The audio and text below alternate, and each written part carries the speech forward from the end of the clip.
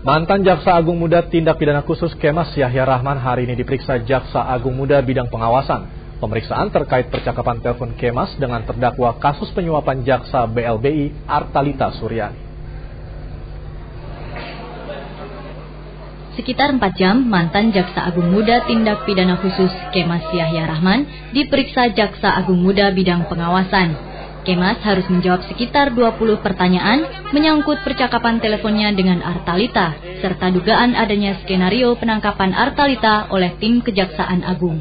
Kalau saudara-saudara bertanya, apa pertanyaannya, apa jawabannya, saya katakan bahwa apa yang sudah pernah saya sampaikan kepada pers, itulah jawaban saya.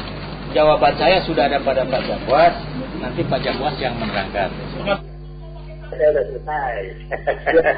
Ya, tinggal sudah jelas itu gampang. Tidak ada permasalahan lagi. Bagus itu.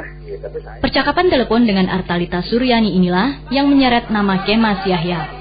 Percakapan ini terjadi sesudah Kejaksaan Agung menghentikan penyelidikan kasus dugaan tindak pidana korupsi yang dilakukan pemilik ex-Bank Dagang Negara Indonesia BDNI Syamsul Nur Salim. Muncul dugaan Kemas memperjualbelikan putusan tersebut meski Kemas Yahya membantahnya. Fira Abdurrahman dan Bondan Wicaksono melaporkan dari Jakarta.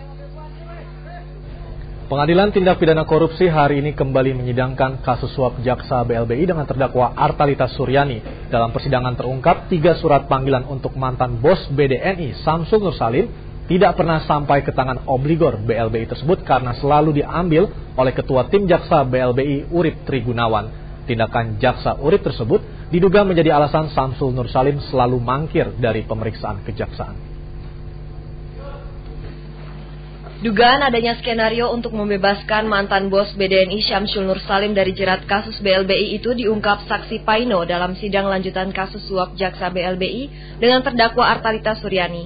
Paino adalah staf administrasi Kejaksaan Agung yang biasa mengagendakan surat masuk dan keluar Kejagung. Menurut saksi, dirinya tidak pernah mengantarkan ketiga surat panggilan kejaksaan untuk Syamsul Nur Salim. Dalam dakwaan disebutkan surat-surat tersebut selalu diambil Ketua Tim Jaksa kasus BLBI Urip Trigunawan. Dari sekian banyak surat-surat yang saksi kirimkan itu, ada yang namanya Syamsul Nur Salim? Tidak. Kemudian apakah saksi pernah dimintakan pertolongan oleh saudara Urip Trigunawan mendatangi saksi untuk meminta surat panggilan atas nama Syamsul Nur Salim? Untuk yang bersangkutan mengantar sendiri? Tidak pernah.